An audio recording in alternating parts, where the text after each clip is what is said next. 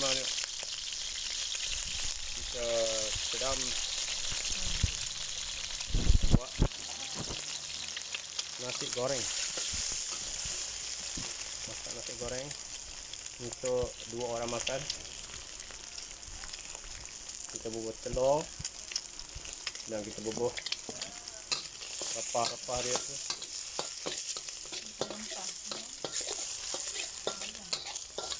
Nasi goreng apa ni?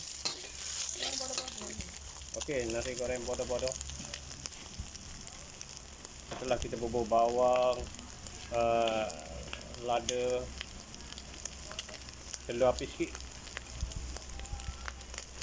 kita bubuh nasi untuk 2 orang makan.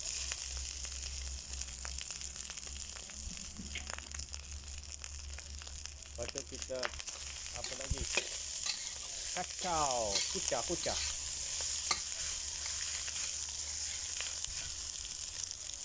Nasi goreng kita bubuh sikit.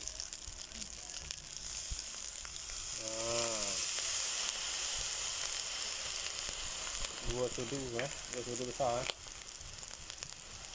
minyak potong.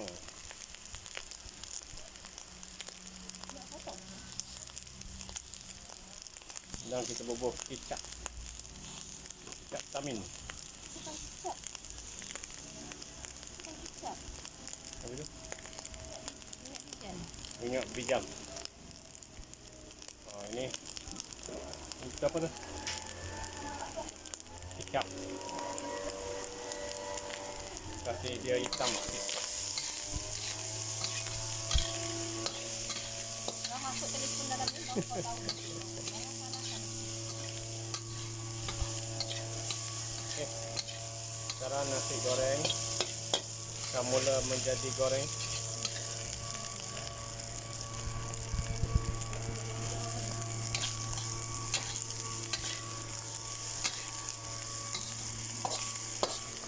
Kita masuk sayur. Apa lagi apabila dah masuk sayur,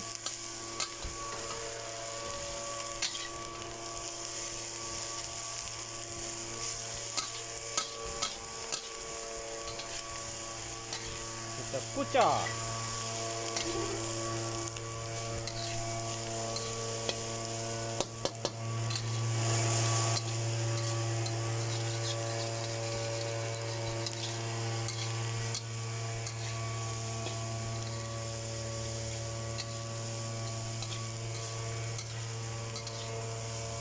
Nasi goreng simple.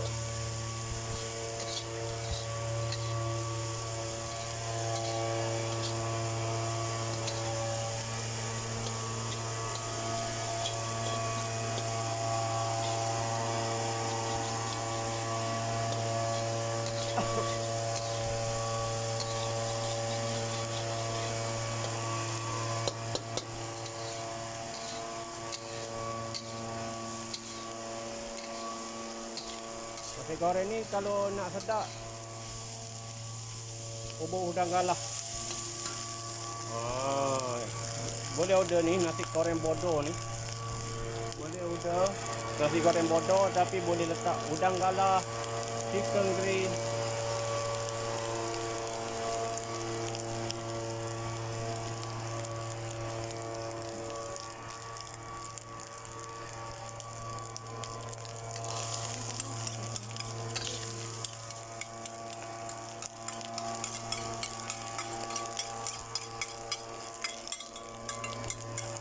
Panas sikit.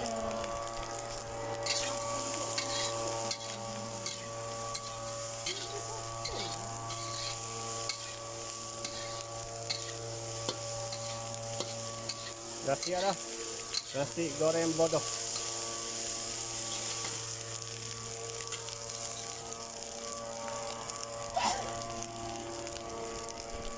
Macam mana? Sedap?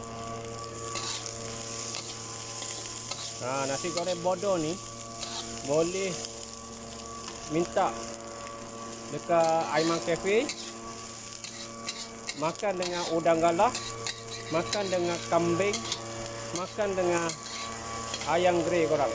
Okey geng, jumpa lagi geng. Bye bye.